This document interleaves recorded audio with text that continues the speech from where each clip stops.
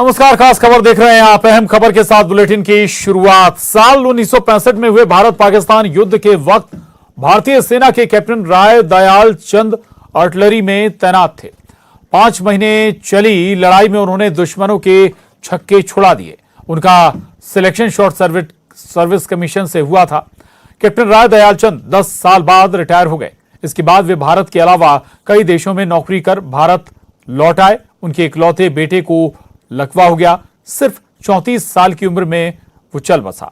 पाकिस्तान के खिलाफ लड़ा ये जाबाज राय दयाल चंद आज पत्नी के साथ भोपाल के वृद्धाश्रम में रहने को मजबूर है। न्यूज 18 ने इस खबर को प्रमुखता से दिखाया, जिसके बाद इसका बड़ा असर देखने को मिला। एमपी विधानसभा अध्यक्ष गिरीश गौतम खुद रिटायर्ड कैप्टन से मिलने पहुंचे और उनका शॉल श्रीफल देकर सम्मान किया। साथ ही उन्हें 50,000 का चेक भी दिया।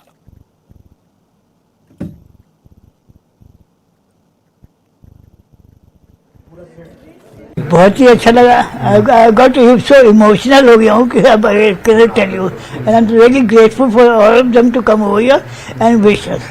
कारगिल विजय दिवस है और हमारे लिए सैनिकों का सम्मान भी हो सके, उनका थोड़ा सा भी आशीर्वाद अपने को मिल सके, उनके सम्मान में उनका हम आकर के खड़े हो सकें, ये हमारे लिए, हम ये कह सकते हैं कि हमारे लिए सौभाग्य का दिन है। अभी उनका पेंशन योजना का है तो वो फौज के हिसाब से तो शायद नियम कानून में नहीं हो, पर सामाजिक सुरक्षा के काम को अभी एडीएम साहब से मैंने उनसे कहा है, वो परीक्षण करा करके देख लेंगे, जितना जल्दी हो सकता है उसको स्वीकृत कर देंगे। अभी विधानसभा अध्यक्ष जी आए थे और यहाँ पे 5 लोग रह रहे हैं। 2 लोग वैसे हैं जो हस्बैंड वाइफ हैं, जो पहले उसमें आर्मी में थे। उनकी पेंशन का मैटर था, तो आर्मी के आई थिंक जो रिक्वायरमेंट वो पूरी नहीं कर पा रहे थे, उनको नहीं मिल रही है। तो सामाजिक सेवा के लिए उन्होंने सामाजिक सहायता जो पेंशन होती है उसके लिए बोला है। मैं अभी परीक्षण करा के पात्रता देख के अगर संभव होगा तो हम तुरंत ही स्वीकृति। तो कोरबा से इस वक्त की बड़ी खबर है। मार्क्सवादी कम्युनिस्ट पार्टी का रेल चक्का जाम। गेवरा रोड से यात्री ट्रेनें शुरू करने की मांग की गई है। सर्वमंगला पुल के पास कोयला परिवहन बाधित किया गया है।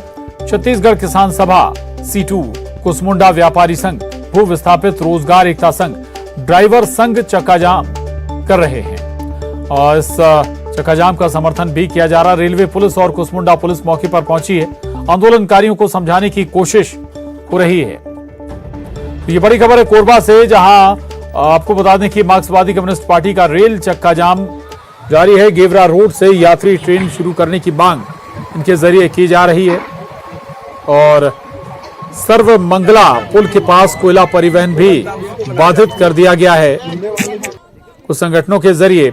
इनमें छत्तीसगढ़ किसान सभा, C2, कुसमुंडा व्यापारी संघ, भू विस्थापित रोजगार एकता संघ, ड्राइवर संघ चक्का जाम का समर्थन कर रहे हैं। तो कई संगठनों का समर्थन भी मिला है इस चक्का जाम को। ये तस्वीरें कोरबा से सामने आई हैं। कोयला परिवहन भी बाधित किया गया है। दरअसल कोरबा से भारी मात्रा में कोयले का परिवहन देश भर में होता है और इसको भी बाधित किया गया है, रोका गया है। दरअसल अतिरिक्त ट्रेन चलाने की मांग की जा रही है। गेवरा रोड से यात्री ट्रेन शुरू करने की मांग इन संगठनों के जरिए हो रही है और इसी के मद्देनजर ये रेल चक्का जाम किया गया है।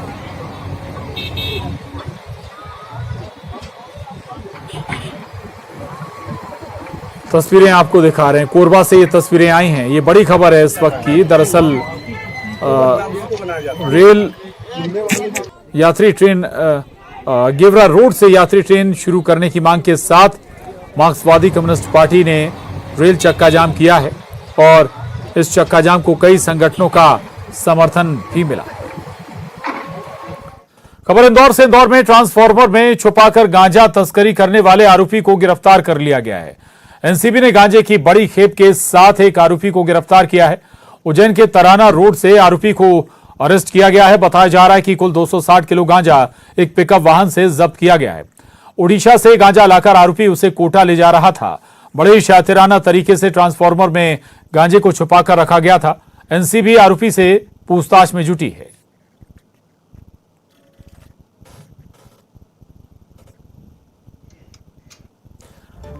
तो तस्वीरें देख रहे हैं आप किस तरीके से, किस अंदाज में गांजा ट्रांसफार्मर में छुपाकर ले जाया जा रहा था। ये बड़ी खेप पकड़ी गई है और इतना नहीं, एनसीबी ने गांजे की बड़ी खेप के साथ एक आरोपी को भी गिरफ्तार किया है। उज्जैन के तराना रोड से आरोपी को अरेस्ट किया गया है। बताया जा रहा है कि कुल 260 किलो गांजा ले जाया जा रहा था। विकास सिंह चौहान हमारे साथ जुड़े हैं और जानकारी के साथ इंदौर से नायाब तरीके अपनाए जा रहे हैं गांजे की तस्करी के लिए, और ये पहली खेप नहीं है। विकास, लगातार इस इलाके से, क्षेत्र से बड़ी संख्या में खेपें पकड़ी जा रही हैं गांजे की। क्या और जानकारी इस खेप से जुड़ी? बिल्कुल, एनसीबी ने गांजे की बड़ी खेप जब्त की है और ये एक बेहद नए तरीके से गांजे की खेप लेकर जो गांजा तस्कर है वो आ रहा था। उड़ीसा से कोटा में ये सप्लाई होनी थी और उज्जैन के तराना इलाके में एनसीबी की टीम ने ये गाड़ी समेत गांजे की बड़ी खेप और एक आरोपी को गिरफ्तार किया है। गांजे की खेप को जब्त किया है। इसकी जो अनुमानित कीमत है वो लाखों में बताई जा रही है। 260 किलोग्राम गांजे का वजन शुरुआती तौर पर पता चला। हालांकि पुलिस, एनसीबी की जो टीम है उसने और उज्जैन की तराना थाना पुलिस दोनों ने संयुक्त कार्रवाई करना शुरू कर दी है और आरोपी से पूछताछ की जा रही है कि आखिर ये इसके जो गैंग के तार हैं वो कहां से जुड़े हुए हैं, कौन लोग इसकी तस्करी में इसके साथ शामिल है और कैसे इससे इन सब चीजों ये जो चीजें वो मुहैया होती थी, जो उसके तस्करी में मददगार साबित होती थी। हालांकि विस्तृत पूछताछ के बाद ही स्थिति स्पष्ट हो सकेगी। प्रशांत, बिल्कुल, पूछताछ के बाद ही तस्वीर साफ हो पाएगी। ये बड़ी खेप ले जाई जा रही थी और जाहिर है कि ये जब युवाओं तक पहुंचती है तो फिर भारी नुकसान भी होता है। इससे बहुत शुक्रिया विकास आपका जानकारी के लिए। तस्वीरें जरूर आपको दिखा दें। बेहद ही अलग अंदाज में, अलग तरीके से गांजे की तस्करी की जा रही थी। आगे बढ़ेंगे। राष्ट्रपति चुनाव में हुई क्रॉस वोटिंग का मामला शांत होने का नाम नहीं ले रहा। जबलपुर पहुंचे कांग्रेस के नेता और पूर्व मंत्री मुकेश नायक ने एक बार फिर क्रॉस वोटिंग के मसले को हवा देते हुए कहा कि जिन 11 कांग्रेसी विधायकों ने क्रॉस वोटिंग की है उनकी आत्मा मर गई और पैसों के दम पर उन्होंने ऐसा किया है। पार्टी आगामी विधानसभा चुनाव में सिर्फ उन्हीं चेहरों को टिकट देगी जो टिकाऊ होंगे। इसके साथ ही उन्होंने जबलपुर जिला पंचायत में अध्यक्ष पद पर कांग्रेस की जीत का दावा किया। ये कहना है कि ये आत्मा की आवाज पर वोट हुई है। ये कैसी आत्मा की आवाज है जो पैसे से संचालित होती है? मैं तो ये कहना चाहता हूं कि जहां व्यक्ति की आत्मा मर जाती है तभी वो इस तरह के निर्णय ले सकता है।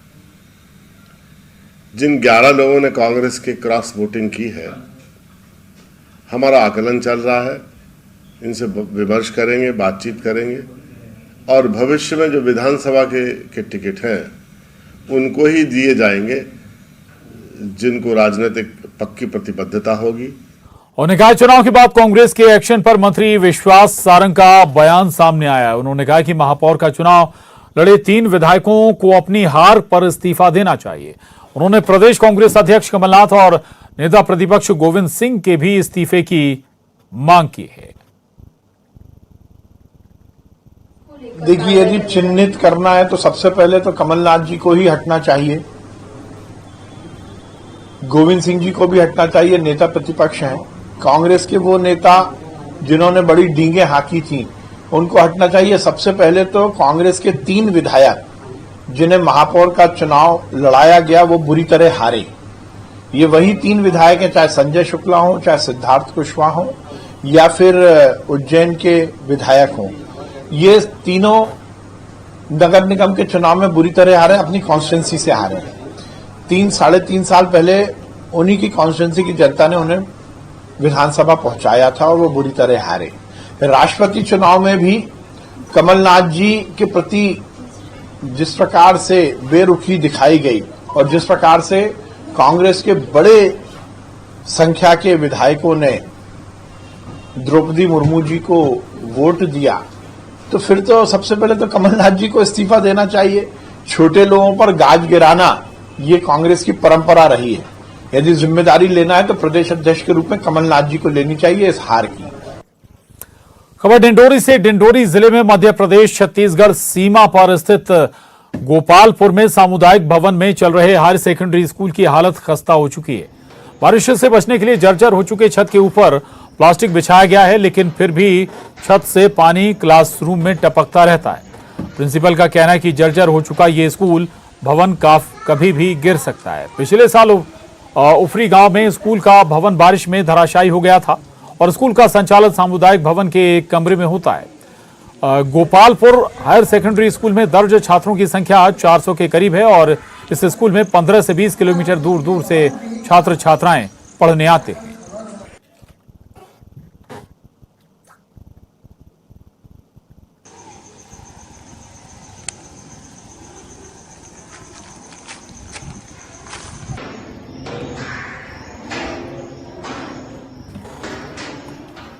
और मंदसौर में मादक पदार्थ डोडा चूरा तस्करी के आरोप में फरार चल रहे आरोपी के घर पर पुलिस और प्रशासन ने बुलडोजर चला दिया। सीतामऊ थाना क्षेत्र के रावटी गांव में रहने वाला आरोपी राहुल पाटीदार 10 क्विंटल डोडा चूरा की तस्करी के आरोप में फरार चल रहा है। पुलिस ने कई बार उसकी तलाश की लेकिन आरोपी नहीं मिला। इसके बाद पुलिस प्रशासन ने उसके पक्के मकान को बुलडोजर चलाकर ध्वस्त कर दिया।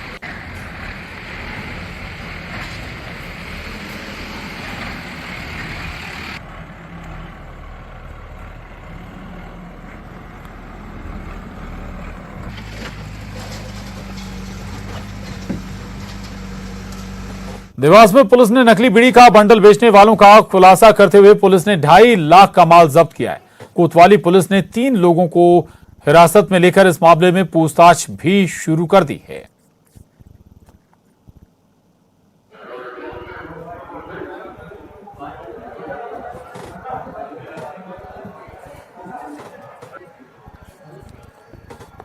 ग्वालियर की आशा कार्यकर्ता गीता सूर्यवंशी को भारत सरकार सम्मानित करने जा रही है।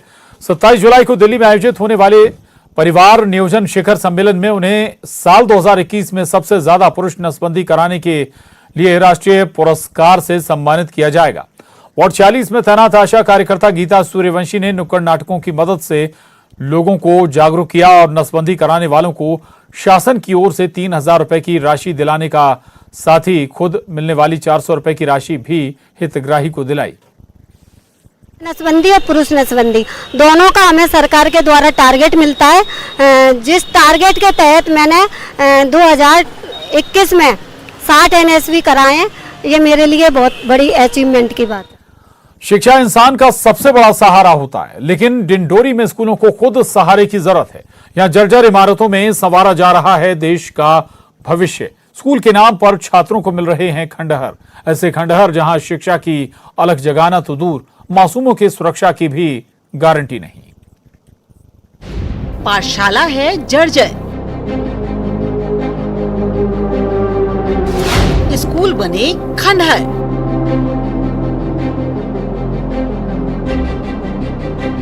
लगता है डर।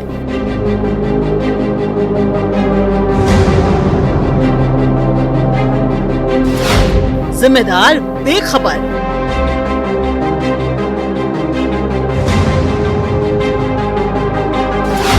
कैसे पढ़ें, कैसे बढ़ें?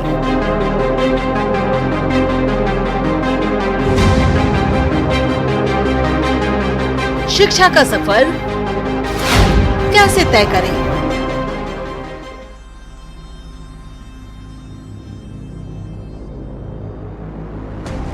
बारिश की बूंदों को रोकने के लिए छत पर बिछी प्लास्टिक की शीट, दीवारों से उखड़ता प्लास्टर, खंडहर सी नजर आ रही ये इमारत स्कूल है। यहाँ छात्र अपना भविष्य संवारने आते हैं, लेकिन ये स्कूल कब तक अपनी सेवाएं दे पाएगा, कब तक टिका रह पाएगा, ये कहना मुश्किल है। ये तस्वीरें डिंडौरी की है। यहाँ नक्सल प्रभावित क्षेत्र में शासकीय स्कूलों का क्या हाल है, इस जर्जर इमारत को देखकर अंदाजा लगाया जा सकता है। MP छत्तीसगढ़ की सीमा पर स्थित गोपालपुर हायर सेकेंडरी स्कूल की हालत इतनी खस्ता हो चुकी है कि बारिश से बचने के लिए जर्जर छत पर प्लास्टिक बिछाई गई है, लेकिन इसके बाद भी पानी क्लासरूम में टपकता है। स्कूल की दीवारों पर लगा प्लास्टर भी दम तोड़ चुका है। प्लास्टर उखड़कर क्लासरूम में गिरता है। छात्र दहशत के साए में इस स्कूल में पढ़ने को मजबूर हैं। बरसात के मौसम में होती है तो ऊपर से छत टपकने लगती है और भी जैसे कि हम लोग बैठते हैं तो ऊपर से टपकने के कारण ये जो छतें हैं वो उखड़ने लगी है, तो वो नीचे गिरते हैं, जिससे हमें कई समस्याएं भी आने लगती है। कई स्टूडेंटों को उनके सिरों में कभी कभी चोट भी आ जाती है। सिर्फ छात्र ही नहीं, प्रिंसिपल भी स्कूल के इस हाल को लेकर परेशान है। ये डर है कि जर्जर इमारत कभी भी धराशायी हो सकती है। यहाँ मासूमों को पढ़ाना उनकी जान जोखिम में डालने जैसा है, लेकिन मजबूरी है। गोपालपुर के आसपास कोई और हायर सेकेंडरी स्कूल नहीं है। इस स्कूल में छात्रों की संख्या करीब 400 है। छात्र 15 से 20 किलोमीटर दूर यहाँ पढ़ने आते हैं। प्रिंसिपल का कहना है कि अधिकारियों को कई बार स्कूल का हाल बताया गया, लेकिन अधिकारियों ने सुध नहीं ली। शाला भवन जो है अति जीर्ण अवस्था में है। सभी कमरे से जो है पानी रिसता है और रेत भी जो है ऊपर से गिरता है। दीवारें भी जीर्ण अवस्था में है। बच्चों के बैठने के लिए बिल्कुल भी जगह नहीं है। हम बच्चों को जो है दिन भर इधर उधर करते हैं। भय का वातावरण हमको जो है पूरे 24 घंटा बनाए। कोई व्यवस्था न होने के कारण ऊपर पन्नी डालते हैं सब प्लास्टिक, और इससे काम चला रहे हैं। पूर्वी से हमको 15 किलोमीटर से ऊपर से बच्चे आते हैं और पश्चिम दिशा से भी 8-10 किलोमीटर से बच्चे आते हैं। दोनों साइड से आते हैं। तो जंगली इलाका है सर जो है, और नजदीकी स्कूल केवल गोपालपुर, इसलिए दूर दूर के बच्चे आते हैं। वो है जी। हमने जो है पहले भी 1 साल पहले यहाँ की स्थिति देखी, फोटोग्राफ्स में भेजे सर। मरम्मत के लिए कई बार आवेदन किए सर, पर अभी तक जो है अभी कोई जो है कार्य नहीं। बात सिर्फ एक स्कूल की नहीं, गोपालपुर के पास ही उफरी गांव में जर्जर इमारत में प्राथमिक शाला का संचालन किया जा रहा था। ये स्कूल पिछले साल की बारिश में धराशायी हो गया था। इस हादसे में 2 छात्र गंभीर रूप से घायल हो गए थे, लेकिन इस घटना के बाद भी उफरी प्राथमिक शाला का निर्माण नहीं किया गया। स्कूल का संचालन सामुदायिक भवन के कमरे में किया जा रहा है। स्कूल में पदस्थ शिक्षक बताते हैं कि स्कूल की बदहाली की जानकारी अधिकारियों को दी गई है, लेकिन अब तक प्राथमिक शाला को इमारत नहीं मिली है। अगस्त से पिछले 17 अगस्त से क्षतिग्रस्त हो चुका है ये काफी टपकता रहा। क्या कैसे बिल्डिंग कैसे जर्जर हुई थी? बिल्डिंग बहुत पुराना थी जी जी। 2005-06 में इसका निर्माण हुआ जी। पहले ऊपर का सज्जा वो गिरा, उसके बाद भी वहाँ पर बच्चों को पढ़ने योग्य नहीं रहा, इसलिए अपन लोग यहाँ सामुदायिक भवन में भी अध्यापन कार्य करा रहे हैं। इस इलाके से लगातार 3 बार विधायक रहे ओमकार मरकाम स्कूलों के इस हाल के लिए प्रदेश सरकार को जिम्मेदार ठहरा रहे हैं। जनप्रतिनिधि होने के नाते इनकी भी जिम्मेदारी बनती थी, लेकिन ऐसा लग रहा है कि सिर्फ आरोप लगाकर ओमकार मरकाम अपनी जिम्मेदारियां पूरी कर रहे हैं। जिले में प्राथमिक शाला, माध्यमिक शाला, हाई स्कूल और हायर सेकेंडरी भवनों की स्थिति बहुत जर्जर है। लगातार इसकी जानकारी मैं वरिष्ठ अधिकारियों को, शासन प्रशासन को दे रहा हूं और लगातार विधानसभा और ध्यानाकर्षण के माध्यम से भी इसमें मैं कोशिश कर रहा हूं, पर बात यह है कोई सुनने के लिए तैयार नहीं। जिम्मेदार अधिकारियों को कोई लेना देना नहीं है, जिम्मेदार मंत्री को कोई लेना देना नहीं है। मैं आपको बता दूं, इसमें पूरी तरह से अभी अगर आप चलेंगे तो लगभग 50% स्कूल अब उन अनुसार कोशिश किया हूं। मैं जब मंत्री था तो इसके लिए मैं पूरी डेटा कलेक्ट करा रहा था और पूरी जानकारी उसमें प्रक्रिया में ला करके और उसकी स्वीकृति के लिए मैंने कई कोशिश भी किया था, जिसके तहत अभी लगभग डिंडोरी में लगभग 250 करोड़ रुपए की स्वीकृति आई है। आरोप प्रत्यारोप सियासत के काम आ सकते हैं। छात्रों को बेहतर शिक्षा के लिए स्कूलों की जरूरत है। ऐसे स्कूल जहां छात्र बेखौफ होकर पढ़ाई कर सके, लेकिन स्कूलों का ये जर्जर हाल देख ऐसा लग रहा है स्कूल भले ही खंडहर बन जाएं, अधिकारियों को इससे कोई फर्क नहीं पड़ता।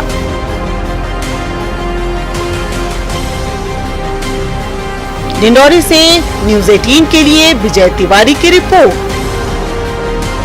ये बड़ी खबर है दिल्ली से। सोनिया गांधी से नेशनल हेराल्ड मामले में ईडी पूछताछ करे और पहले सेशन की पूछताछ खत्म हो गई है। सोनिया गांधी पहले सेशन की पूछताछ खत्म होने के बाद बाहर निकली हैं। लंच ब्रेक के बाद दोबारा ईडी सोनिया गांधी से पूछताछ करेगी। 3:30 बजे बताया जा रहा है कि एक बार फिर से सोनिया गांधी को ईडी दफ्तर बुलाया गया है और ईडी ने आज करीब 3 घंटे तक लगातार पूछताछ की। और इसके साथ ही इस बुलेटिन में बस इतना ही। खबरों का सिलसिला जारी है।